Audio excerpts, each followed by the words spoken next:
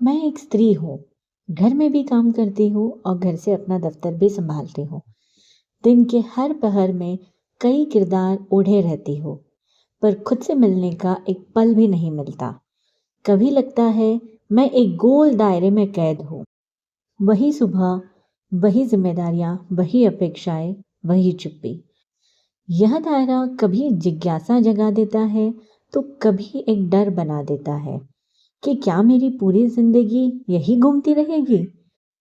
समझने वाले बहुत है, पर समझने की कोशिश करने वाले बहुत कम।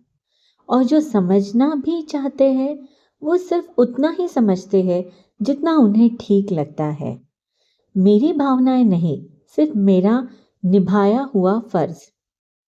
कभी थक जाती हूँ, कभी भीतर से टूट जाती हूँ, कभी भीड़ में भी खुद को अकेला पाती हूँ।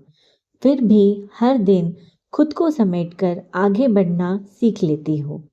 कभी मन में सवाल उठता है कि क्या कोई मुझे कभी पूरी तरह समझ पाएगा, या फिर ये भी एक सपना बनकर ही रह जाएगा। और कभी कभी ईश्वर से भी पूछ बैठती हूँ, हे प्रभु, क्या तुम भी मुझे कभी समझते हो?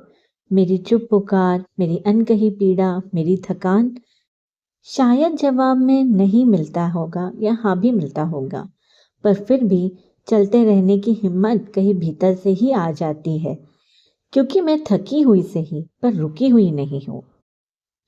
मेरी ये सारी भावनाएं आपको सुना के मुझे थोड़ा हल्का महसूस होता है। और मैं भी समझती हूँ कि ये सारी भावनाएं सुन के शायद इन करोड़ों औरतों में एक तो भी औरत को हल्का लगा होगा, या महसूस करी होगी कि मैं भी शायद ऐसी ही कहीं जगह पे हो। तो चलो फिर मिलते हैं ऐसी ही एक अगली कविता के साथ, या अगली मेरी एक नई भावनाओं के साथ। ये सारी चीज़ें जो दिन भर में मैं अनुभव करते रहती हूँ, मैं इन्हें अपने किताब में लिख के आप तक पहुँचा रही हूँ।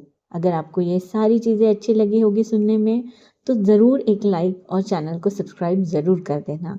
मिलते हैं एक ऐसे ही अगले छोटे से कविताओं भरे व्लॉग में। तब तक के लिए आप सभी को गुड बाय। अपनी सेहत का ख्याल रखिए और स्टे ट्यून्ड। Bye bye.